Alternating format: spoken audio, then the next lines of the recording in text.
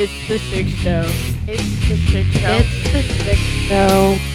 Oh my goodness, season 3, episode 1. Some of you are probably like, I didn't think this was going to happen. I thought we were done. I thought the Chick Show was on the outskis. We're not. I'm back. I'm here. It's been an interesting couple of years for sure, starting the podcast and then had a lot of momentum. Change, started this in the middle of a job change or the beginnings of a job change and learning how learning how the ins and outs of the furniture industry works, learning how busy it can become when you're proactive, and then your proactiveness leads to reactiveness, and still going out and being proactive to create. It kind of lends itself to this podcast today, that idea of keep moving, the power of moving, forward motion. And I found myself so incredibly busy that all I wanted was to not have anything else that I had to do. Our vacations consisted of sitting on a beach and doing nothing. That was the goal, going on vacation, for Jennifer and I, and it typically is. I mean, we just want to enjoy some free time away from the hustle and bustle. But it became so much more important after working very, very hard. I mean, you definitely work hard in this industry, and it can become incredibly consuming. It's one thing to get up and go to work, clock in, and come home. It's another when your office is at home and you get up and you're at work, and you're at work. And when you leave, you're at work. And when you come back, you're at work. So finding the balance there has been a lot of fun. It's been really interesting, and I'm enjoying the heck out of it. So I wanted to welcome everybody back. For all the old listeners, thank you for sticking around, and thank you for continuing to follow the show and being here. Thanks to Trista Arnold for poking the bear a little bit. She pushed something out the other day on the Facebooks saying, "Hey, when's the Chick Show coming back?" And I teased that I might do a poolside podcast, which it kind of is. My office is right outside of like the pool is right outside of my office. I can see it from my window here. But I'm in a new office, a new studio. It may sound a little bit different. I'm still working on the sound in here. There's a lot more hard surfaces in this room, in this home office than my previous one. My previous office had some angular ceilings. I had some sound dampening things going on, and carpet and curtains. This room doesn't have any really soft surfaces like that. So I'm working on, I'm gonna have to get some curtains. I've got blinds up, so once again, hard surfaces. The floor is like an LVT, so there's no carpet to sound dampen. So it may sound a little bit different. It definitely sounds different to me in my headphones when I'm speaking right now.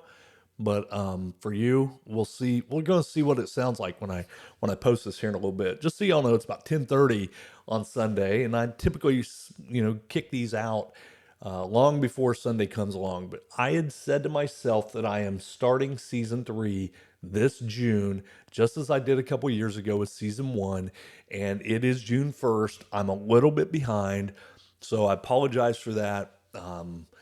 But dang it, season 3, episode 1 is right here, right now, and we're getting it done. It's keep moving forward, or keep moving, the power of forward motion. And just want to welcome everybody again. And I want to start with a question of, have you ever felt stuck? Like life has hit pause and you just can't seem to hit play. And boy, I've been there, done that in some different areas of life, in different scenarios. I've I think I'm someone who, I don't think it, I know it. I know I'm someone who has always had an internal, that intrinsic motivation going on to succeed and to do better, and to find a way. And throughout life, I've realized you can get into, these ruts, these ebbs and flows of work, life, and other ventures that you're going after, exercise. I certainly go into those. I'm in a rut right now. I was doing really well in January, dropped like 15 pounds.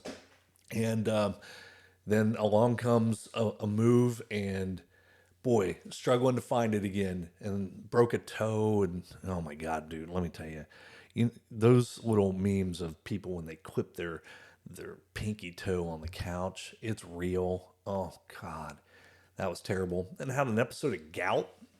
Let's put the two of them together, same foot. That was fun. But outside of that, I am telling you right now, we are getting back in the podcast groove. Work is going well. I'm having a lot of fun, enjoying that. Relationship's going really well. We're having a lot of fun, still loving it up and living it up. We're going on year 28. Our anniversary is coming up this month. 28th anniversary, man. Is it 28? We got married in 97. It's 2025.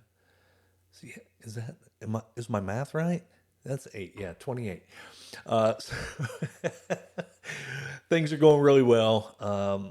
Jennifer and I are having fun and continue on this adventure of life together, and moving forward. That constant forward motion, pushing ourselves, trying to find our best lives, a best version of the life that we can live, and it's a lot of fun. And I hope that's what's happening for you. If not, hey, here's the cool thing.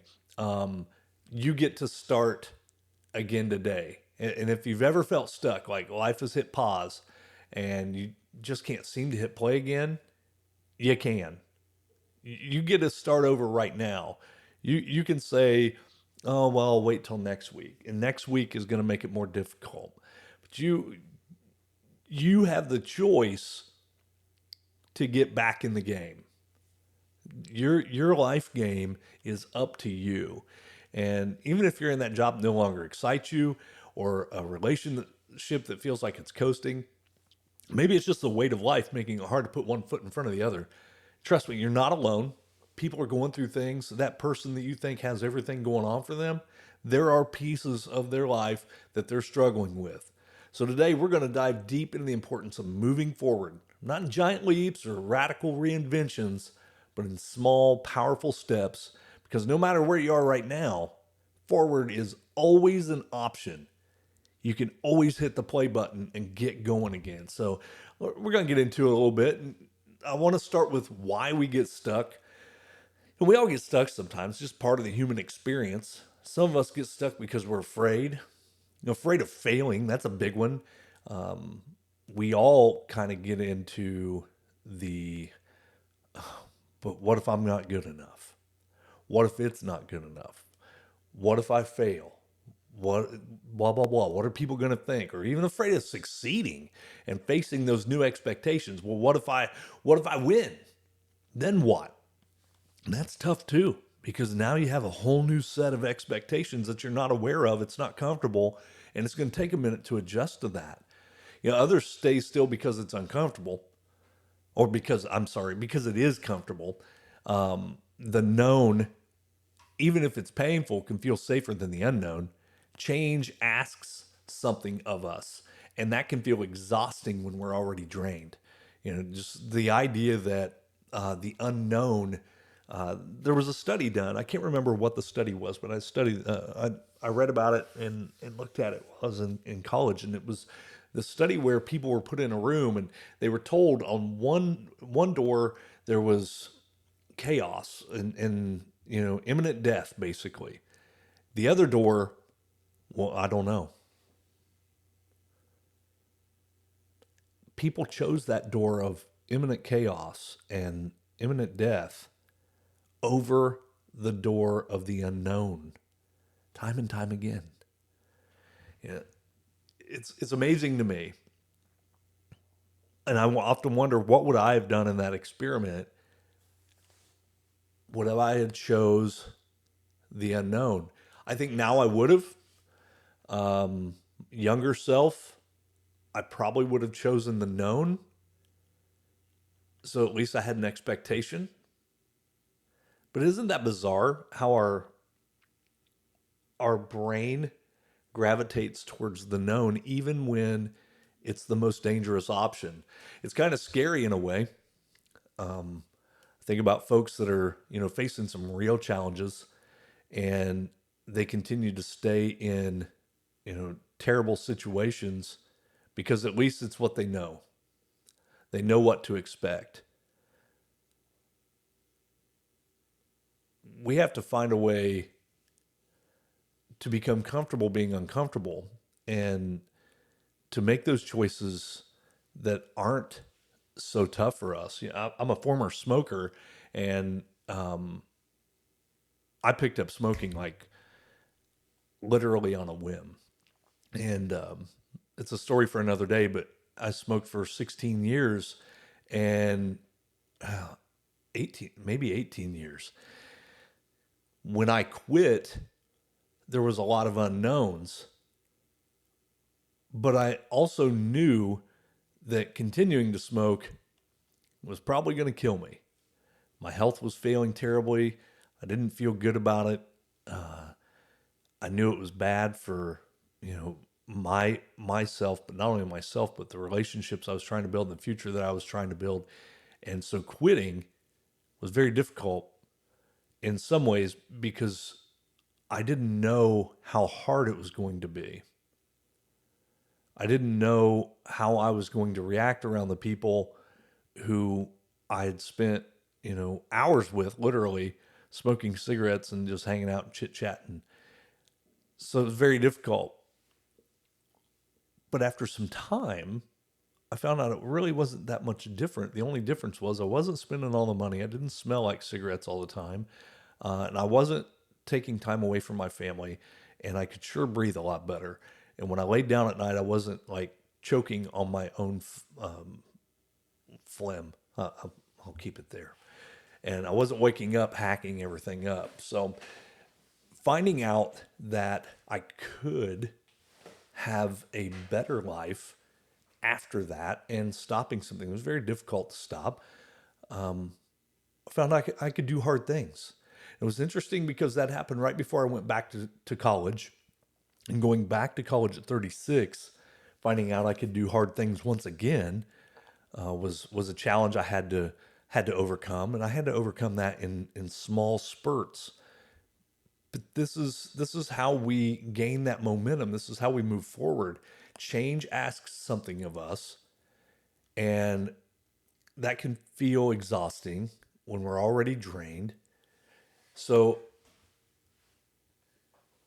sometimes it's the past that chains us. Regret, shame, old narratives we haven't rewritten yet, things that we don't want to face, these pieces that we're afraid others will find out and then they'll reject us because of.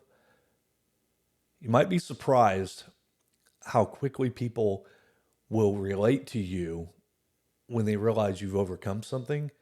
And most likely it's something they've overcome as well, or something very similar.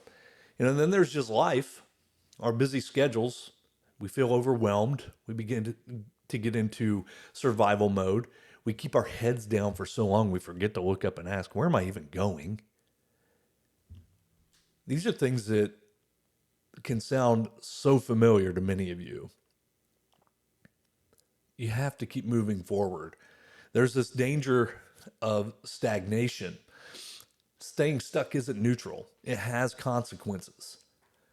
Emotionally, we begin to feel like restless, frustrated, anxious, sometimes even numb. We can feel disconnected from ourselves, like we're living someone else's life. You ever felt that way? I've certainly felt that way. Like, is this my life? Like, is this really what's going on right now? We miss out on chances to grow, to meet new people, to stretch into who we're actually becoming or want to become.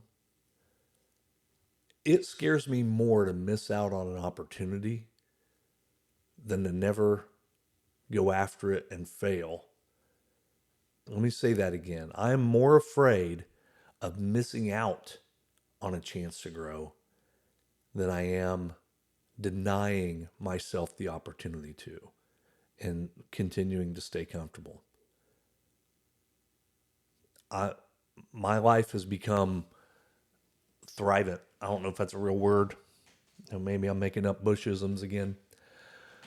But I feel like I've thrived and my life has got exponentially better as I've faced these unknowns, as I've tried, as I've pushed myself forward and got out of the comfort zone. And maybe I believe because of that, the new opportunities that do present themselves have to be examined in a deep way to make sure I'm not missing out on something else. And we all miss out on chances to grow, to meet new people, to stretch into who we're becoming. And the truth is, life doesn't wait. While we're frozen, the world keeps spinning. Relationships change, opportunities pass, identity slowly erodes. Think of a river. Like when water flows, it's vibrant, it's clean, but when it stops moving, what happens? It gets stagnant, right? Algae grows, mosquitoes gather, it can get stinky.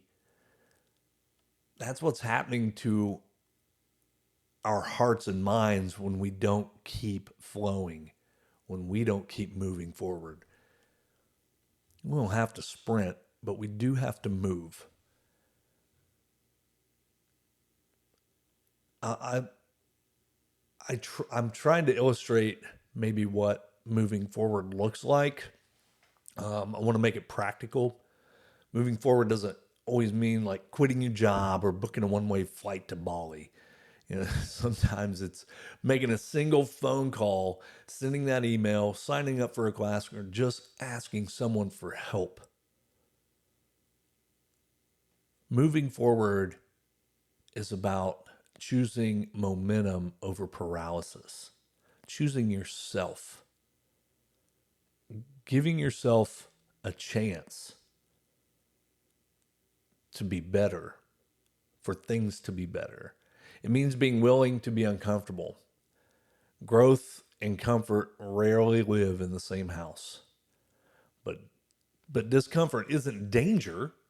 It's often, and many times it's a signal that you're expanding, you're growing, you're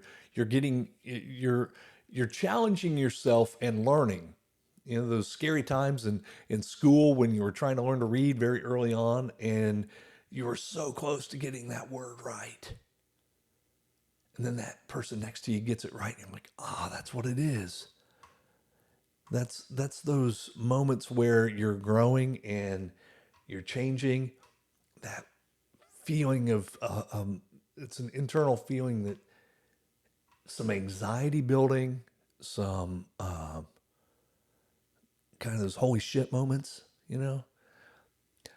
It also means shifting your mindset from I have to be perfect, changing it from I have to be perfect to I just have to try.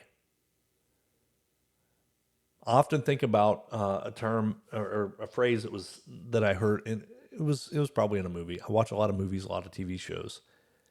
And I think it may have been Friday Night Lights, Billy Bob Thornton, and he was asking.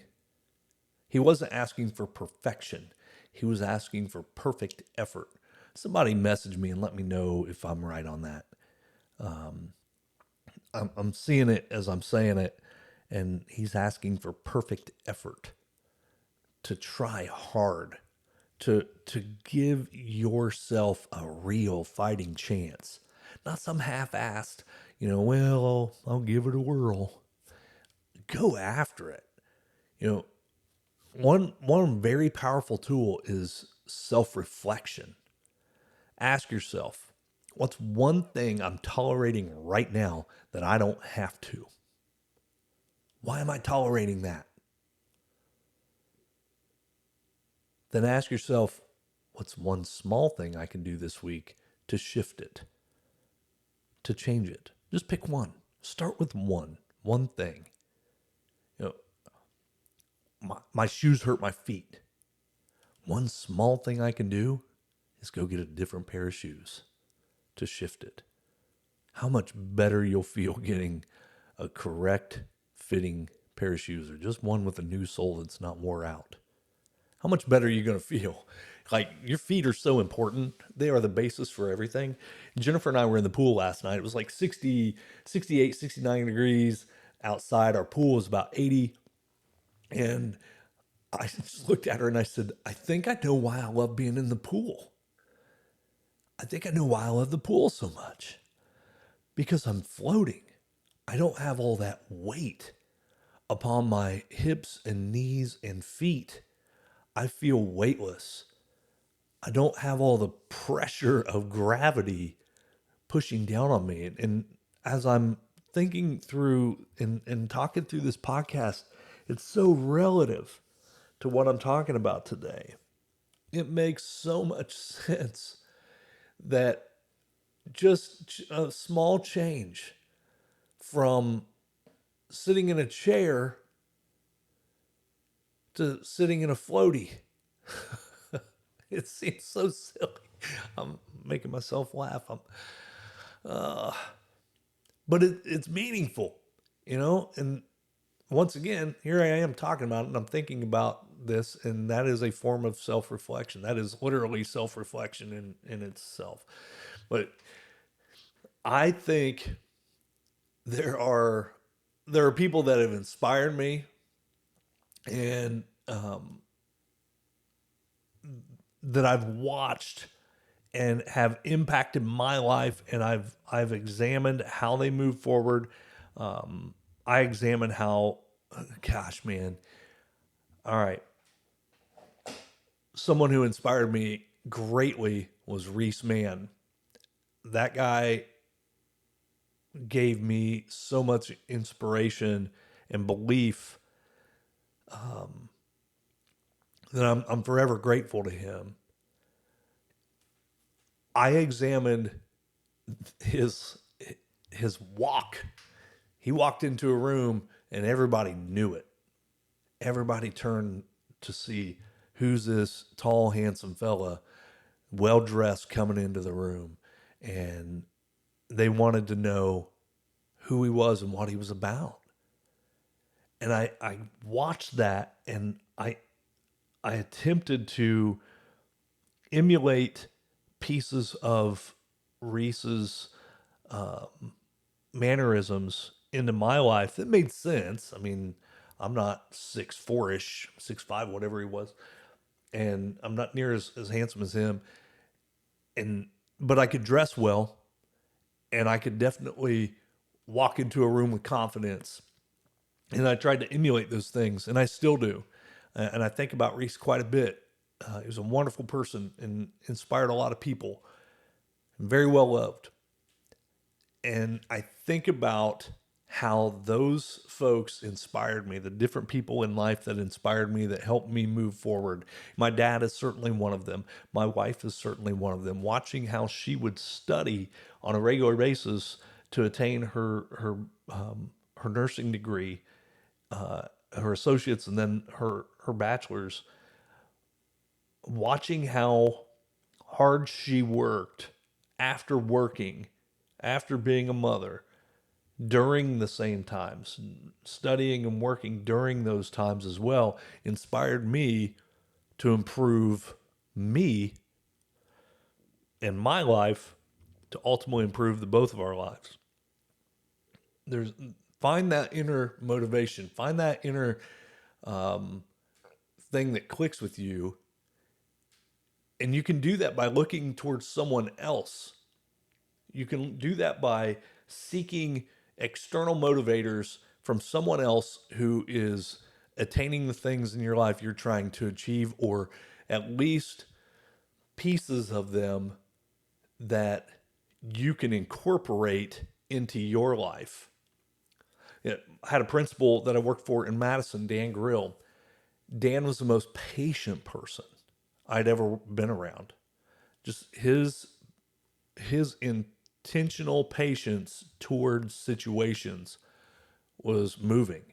And I watched, listened, learned, and incorporated that into going from an assistant principal working for him year one, by the end of that year, I was no longer, trying to change students' minds. I was more of listening to them and allowing them to do it themselves. It was really incredible to me watching him and learning from him. And we always tease that we were each other's mentors. And I hope he did learn things from me. I certainly learned much more from him than he would have learned from me. It's, it's those types of people in your life that you watch and grow from. Find that person. You all have someone. There's someone in your life that you can watch and learn from and say, man, that is what I'm trying to incorporate into my life to get better. I was listening to the Squatch and Ashley show, and Sonny Batten was talking about how the kids on the ride with us motivated him to speak differently.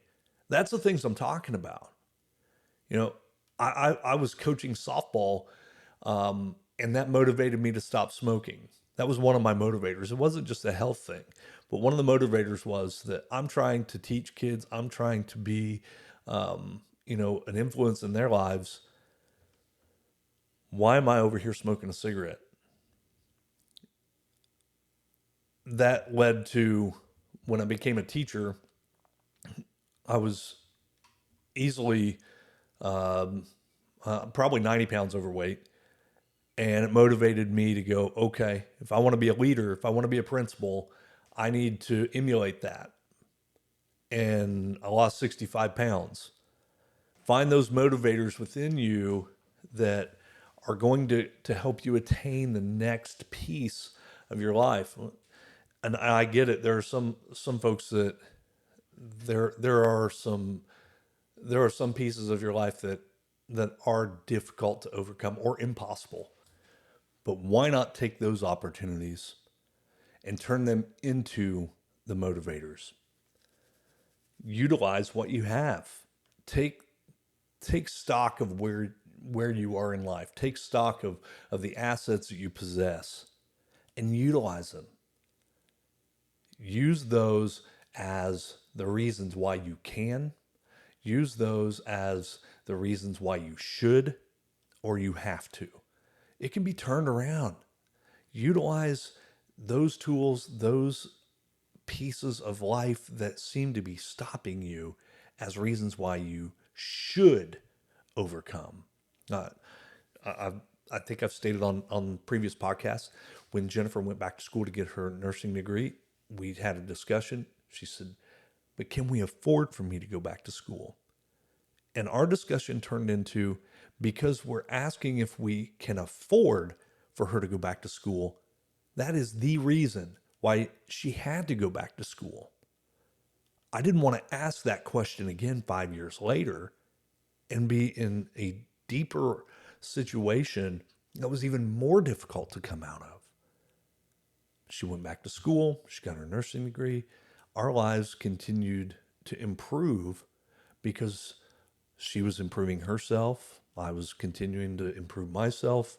And we were seeking opportunity even with the limitations in front of us. We knew that the limitations that were in front of us were going to become even greater the longer we waited. You're not going to bounce back in a week. You're not going to improve overnight. Some things you can't improve. I mean, changing your shoes is a instant improvement. You will feel better instantly. But some of this takes time. So you're asking, yeah, it is going to take time, Scott. I'm not going to wake up tomorrow and get it going. I mean, yeah, you are. You can. You should. How can you move forward today? Here's the heart of it. You don't have to overhaul your life to move forward. You just have to do the next right thing. Ask yourself, where do I feel stuck? And then, what's one small move I can make today? Maybe it's starting a journal. Make that appointment. Now, I've been dealing with an umbilical hernia for 6 years. I've avoided it. I am petrified going to the doctor. I go to the doctor tomorrow to have them do the the whatever it is. I don't even care. I don't even know honestly, I don't want to know what all I'm going for. I just want to know what time I got to show up for surgery and when I can get back in the pool. I don't want to know all the other crap. And what's crazy about that is I've spent the past probably 2 weeks amping myself up to go to the doctor. This is so bizarre, right? Like, I think how dumb it sounds. It's not that big of a procedure, but to me it is. It is. And I've read up on it. I've looked at the procedure online. I've watched a video of it. None of it frightens me, but the idea frightens me. I'm going to the doctor tomorrow. I'm going to get a surgery scheduled, and I'm going to get my umbilical hernia fixed after 6+ years. And it's all going to be okay. And I keep telling myself that. I'm looking at I know my blood pressure is going up just thinking about it. But maybe it's making the appointment. Maybe it's telling someone how you really feel. Maybe it's forgiving yourself for the past. Boy, isn't that a big one? Forgiving yourself is a big one. Start with something small. I'm sorry that I ate 4,000 calories in that one meal, which I have to apologize to myself on a regular. Here's something you can say to yourself. I may not be where I want to be yet, but I'm not standing still. And that's powerful. That's movement. Give yourself a break. Hold yourself accountable, but also give yourself a break and allow yourself to change. You don't have to be defined by what you once were, what you are right now, or where you are, what's going. Those things aren't defining of you. That forward movement can be what defines you. People can turn and go, man, look at Dave. He's a mover and shaker. That guy's always moving forward. He's always doing something. He's always changing. He's always trying to be the best version of himself. That's what I'm trying to attain. I'm hopeful that I can attain that type of persona that people believe, man, Scott's always trying to find his best self. That's what he's after. Before we wrap this up, let's take a breath together. Just inhale.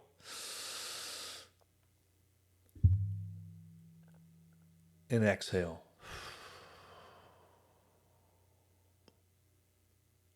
You are allowed to begin again every single day.